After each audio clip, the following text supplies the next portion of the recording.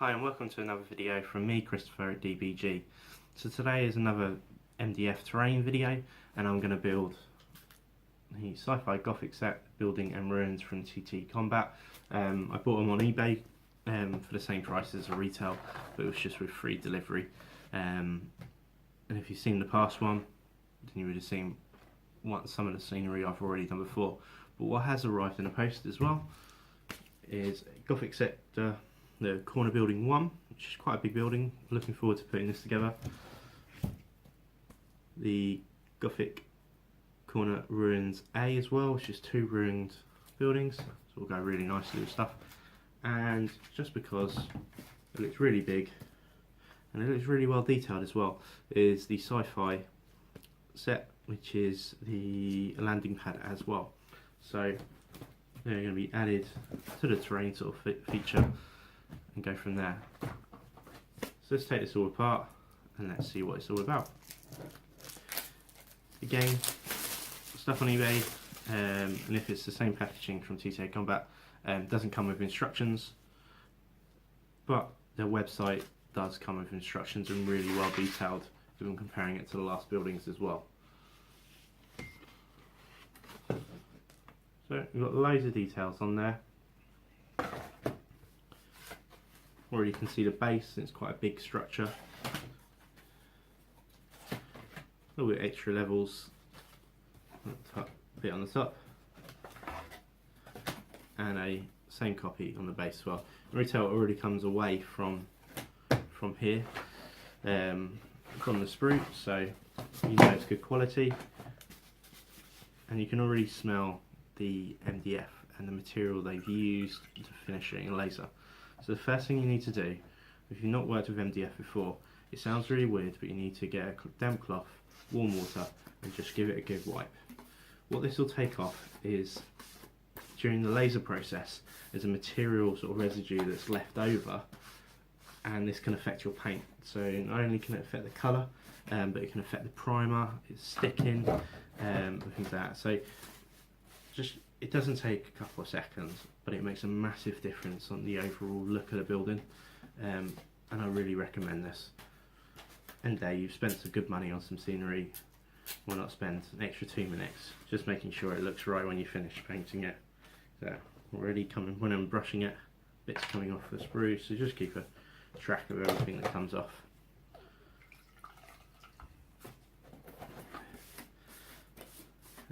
Quick wipe. So it'd be interesting to know of what you guys are up to scenery wise. As I said, I really enjoy scenery. I find it quite therapeutic and just putting stuff all together and finishing off, because I already know what it's going to look like on a field. So let us know what you feel. And you can see on the cloth it's already a little bit of dirt and stuff like that. That's quite normal, and that's just getting rid of that residue that's left from the lasering. So all I'm going to do is just build a little bits of it and load up the camera again and just show you my progress. Alright, so this is where I'm at the moment. So literally just doing all the sides first. These bits actually come in two, so this is part on the top, and the door is a bit that you break off and then you stick the door behind just to add a little bit of 3D to it. And that's the problem with MDF scenery, is it can look pretty flat. Now, as much as the detail on here is quite nice, especially like on the door, that it does need a rough coat first. Just add that little bit of texture and add that little bit of 3D-ness. So my next stage after this is I'm going to be sticking it to the base. I prefer to do all 4 sides at once, so at least then you're gluing it down, but you're also gluing it in the side as well, so therefore it adds a little bit of stability there. Hi, so progress so far. The box of the building is done. Next stage is the one remaining sprue. It's popped out there. This is just the top bits. Now they sit. Some of these windows are not quite set yet. They sit on here, and you don't actually need to glue them down. You can use them off. So as a building itself, it's actually quite good. It's just an objective building. It's not got any blocking scenery in between. It's got some blocking scenery going through, but as you can see all the way through it as well, apart from the doors. So it's still some cover, but it still doesn't block line of sight, which is really good for the game. It means you're getting the +1, but you can still shoot at him. And that's the whole idea of this type of scenery as well. So the next bit is these bits. They're all going to sit on top of the building. And what that means is there's some extra scenery blockers on top.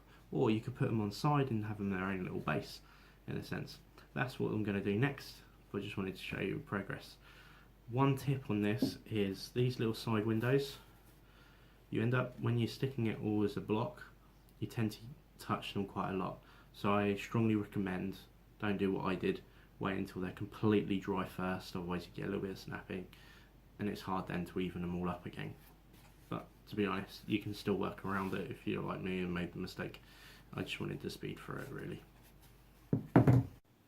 Hi there, where the top of the building is waiting to dry before I put it in position, but everything's built. I thought I'd just show you these.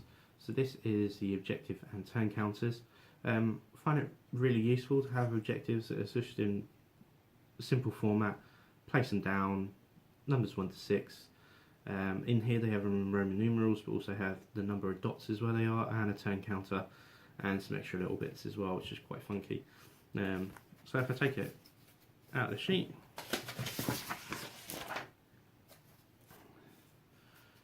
you can see it's something that you just easily build.